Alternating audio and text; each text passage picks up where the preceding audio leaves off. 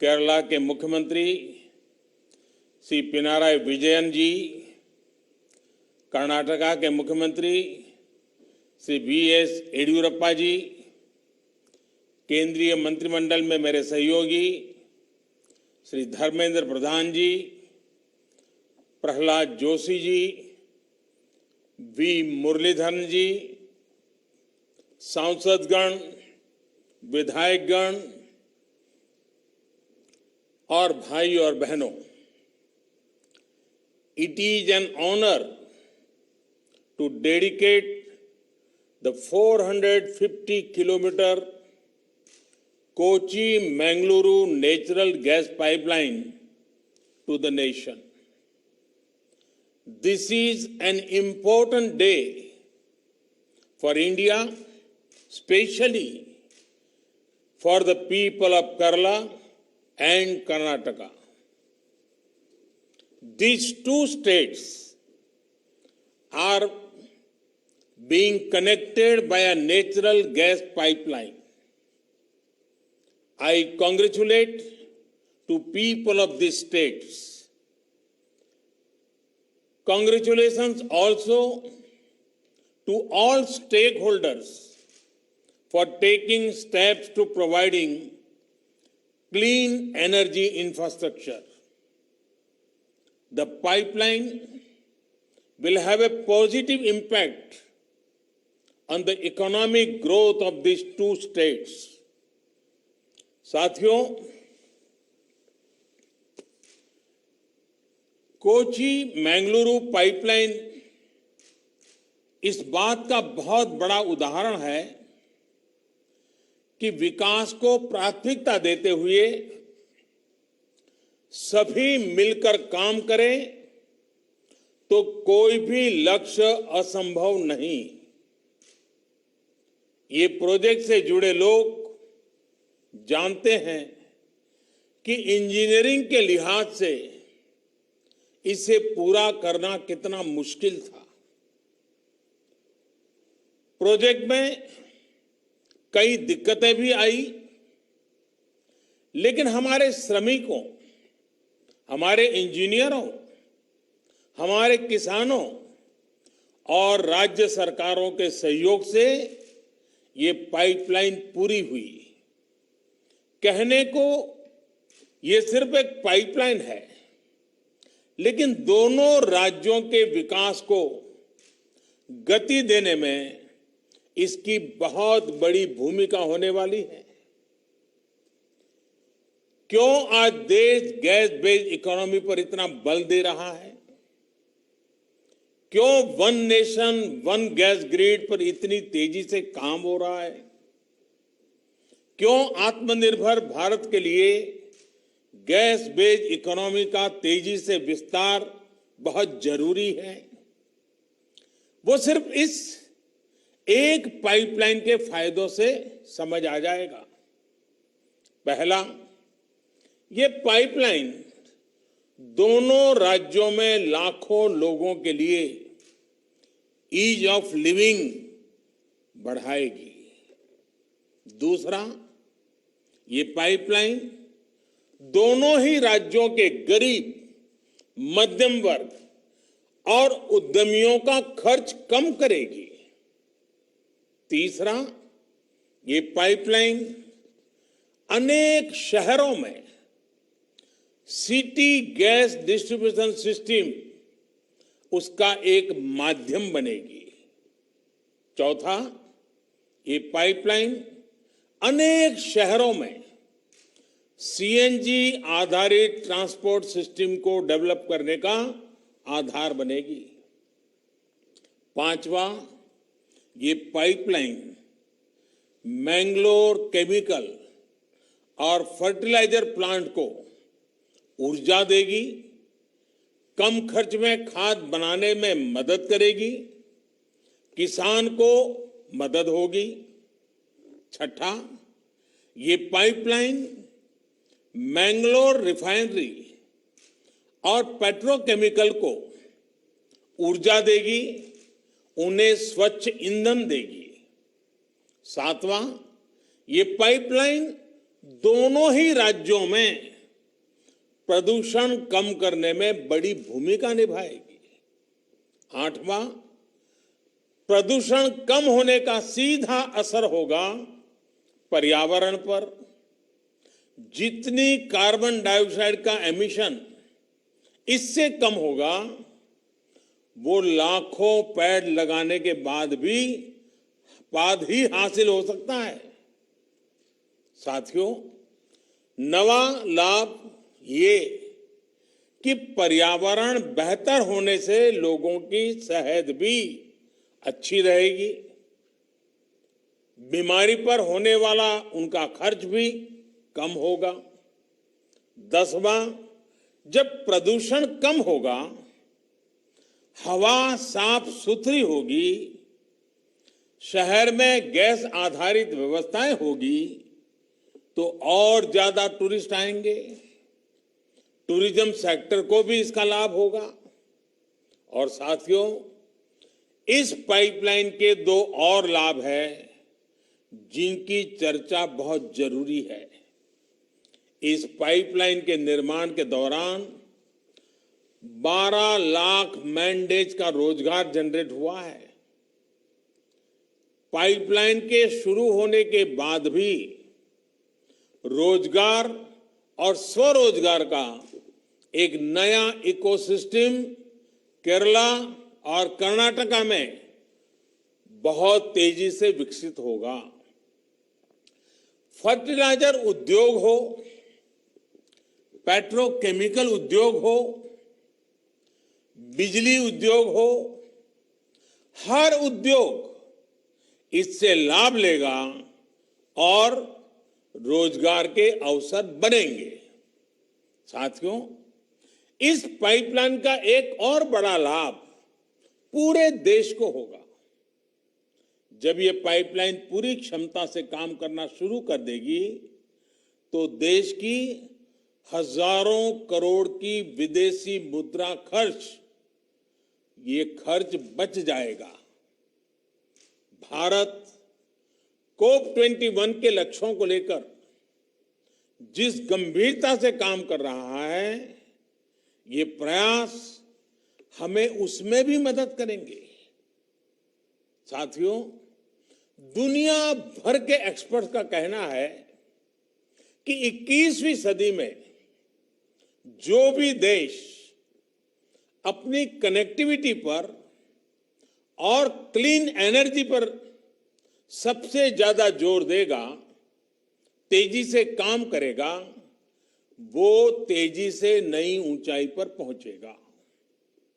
आज आप जिस भी फ्रंट पर देखें, highway connectivity, railway connectivity, metro connectivity, air connectivity, water connectivity, digital connectivity या फिर गैस कनेक्टिविटी, भारत में जितना काम अभी हो रहा है, एक साथ इतने सभी क्षेत्रों में उतना पहले कभी नहीं हुआ। एक भारतीय के तौर पर यह हम सभी का सौभाग्य है कि हम ये होते हुए अपनी आंखों से देख रहे हैं। हम सभी विकास के इस नए आंदोलन का हिस्सा है। भाइयों और बहनों, पिछली शताब्दी में भारत जिस भी रफ्तार से चला, उसकी अपनी वजह रही है। मैं उनके विस्तार में नहीं जाना चाहता, लेकिन इतना तय है कि आज का युवा भारत दुनिया पर छा जाने के लिए अधीर भारत अब धीरे नहीं चल सकता। इसलिए ही बीते वर्षों में देश ने स्पीड भी बढ़ाई और स्केल भी बढ़ाया, साथ साथ स्कोप भी बढ़ाया। साथियों, भारत की नई पीढ़ी का एक अच्छा गुण है कि वो तथ्यों के आधार पर चीजों को परखती है और उसकी सफलता विफलता को तुलनात्मक रूप में भी एनालाइज करती है और हर एक बात को तर्क के आधार पर, तथ्य के आधार पर स्वीकार करती है। भारत में गैस बेस्ड इकोनॉमी को लेकर अभी जो काम हो रहा है उसमें भी कई तर्क और तथ्य बहुत ही महत्वपूर्ण है। साथियों, हमारे देश में पहली inter state natural gas pipeline 1987 में कमीशन हुई थी। पहली पाइपलाइन 1987 में कमीशन हुई थी। इसके बाद 2014 तक यानी 27 साल 27 इयर्स में भारत में 15,000 किलोमीटर नेचुरल गैस पाइपलाइन बनी। आज देश भर में पूरब, पश्चिम, उत्तर, दक्षिण 16,000 किलोमीटर से ज्यादा नई गैस पाइपलाइन पर काम चल रहा है। ये काम अगले 4-6 साल में पूरा होने वाला है। आप कल्पना कर सकते हैं, जितना काम 27 वर्षों में हुआ, हम उससे ज्यादा काम उसके आधे समय में करने का लक्ष्य लेकर चल रहे हैं। साथियों, इसी तरह एक और उदाहरण है सीएनजी स्टेशन का। हमारे देश में पहला सीएनजी स्टेशन 1992 के आसपास शुरू हुआ था। साल 2014 तक 22 साल में हमारे देश में सीएनजी स्टेशनों की संख्या 900 से ज्यादा नहीं थी, 900 से ज्यादा नहीं थी, जबकि पिछले 6 वर्षों में 1500 के करीब नए सीएनजी स्टेशन शुरू हुए हैं। अब सरकार इस लक्ष्य पर काम कर रही है कि देश भर में सीएनजी स्टेशनों की संख्या को 10,000 तक पहुंचाया जाए। अभी जो ये पाइपलाइन कमीशन हुई है, ये भी केरला और कर्नाटका के अनेक शहरों में 700 सीएनजी स्टेशन खोलने में मदद करेगी। साथियों, एक और दिलचस्प आंकड़ा है पीएनजी कनेक्शन का। रसोई में पाइप से जो गैस पहुंचाई जाती है उसका 2014 तक हमारे देश में सिर्फ 25 लाख पीएनजी कनेक्शन थे। मतलब कि घरों में पाइपलाइन से गैस 25 लाख। आज देश में 72 लाख से ज्यादा घरों की रसोई में पाइप से गैस पहुंच रही है। कोची मंगलुरु पाइपलाइन से 21 लाख और नए लोग पीएनजी सुविधा का लाभ ले पाएंगे। भाइयों और बहनों, लंबे समय तक भारत में एलपीजी कवरेज की स्थिति क्या रही, ये हम सभी जानते हैं। साल 2014 तक जहां 14 करोड़ एलपीजी कनेक्शन देश भर में थे, वहीं बीते 6 सालों में इतने ही नए कनेक्शन और दिए गए हैं। उज्ज्वला योजना जैसी स्कीम से देश के 8 करोड़ से ज्यादा गरीब परिवारों के घर कुकिंग गैस तो पहुंची है, साथ ही इससे एलपीजी से जुड़ा इंफ्रास्ट्रक्चर भी देश में मजबूत हुआ है। साथियों, एक बड़ी वजह रही कि कोरोना काल में देश में रसोई गैस की किल्लत कभी नहीं हुई। गरीब से गरीब को हम उस मुश्किल समय में करीब 12 करोड़ मुफ्त सिलेंडर उपलब्ध करा पाए। साथियों, सरकार के इन प्रयासों का, इतनी तेजी से किए जा रहे कार्यों का एक और प्रभाव हुआ है। इसकी चर्चा उतनी हो नहीं पाती। याद करिए, हमारे यहां केरोसिन को लेकर कितनी लंबी लंबी लाइनें लगा करती थी। राज्य सरकारें भारत सरकार को चिट्ठियां लिखती थी केरोसिन का कोटा बढ़ाने के लिए, केरोसिन की डिलीवरी के लिए। केंद्र और राज्य के बीच में हमेशा तनाव रहता था। आज जब रसोई के लिए गैस आसानी से मिल रही है, रसोई तक गैस आसानी से पहुंच रही है, तो केरोसिन की किल्लत भी कम हुई है। आज देश के कई राज्य और केंद्र शासित प्रदेश खुद को केरोसिन मुक्त राज्य घोषित कर चुके हैं। Friends, our government believes in an integrated approach for energy planning. Our energy agenda is all inclusive. Since 2014, we have brought in various reforms across the oil and gas sector. These reforms cover exploration and production, natural gas marketing and distribution. We plan to achieve one nation, one gas grid. We also want to shift to gas-based economy. The use of natural gas has several environmental benefits. The government is taking policy initiative to increase the share of natural gas in India's energy basket from 6% to 15%. Crores of rupees would be invested in the oil and gas sector in this decade itself.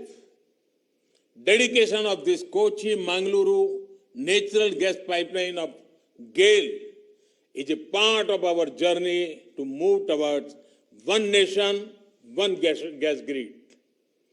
Clean energy is important for a better future. The pipeline will help improve clean energy access. Our government is also making many efforts in other sectors. Take, for example, the Swachh Bharat movement, the efforts to increase LED bulbs for electric mobility. साथियों, आज कोशिश ये है कि देश को भविष्य की जरूरतों, भविष्य की एनर्जी नीड्स के लिए आज से ही तैयार किया जाए। इसलिए एक तरफ देश में नेचुरल गैस पर फोकस किया जा रहा है, तो दूसरी तरफ देश अपने एनर्जी रिसोर्स को भी डाइवर्सिफाई कर रहा है। अभी हाल ही में गुजरात में दुनिया के सबसे बड़े रिन्यूएबल एनर्जी प्लांट का हाइब्रिड सिस्टम का रिन्यूएबल एनर्जी प्लांट का काम शुरू हुआ है। विंड और सोलर कंबाइन। इसी तरह आज देश में ही बायोफ्यूल्स पर बहुत बड़े स्तर पर काम चल रहा है। गन्ना हो या अन्य एग्रो प्रोडक्ट्स हो, इनसे इथेनॉल के निर्माण पर गंभीरता से काम किया जा रहा है। अगले 10 साल में पेट्रोल में होने वाली इथेनॉल ब्लेंडिंग को 20% तक करने का लक्ष्य रखा गया है। यही नहीं, इलेक्ट्रिक मोबिलिटी से जुड़े सेक्टर को, इसमें जुड़े इंफ्रास्ट्रक्चर को भी बहुत अधिक प्रोत्साहन दिया जा रहा है।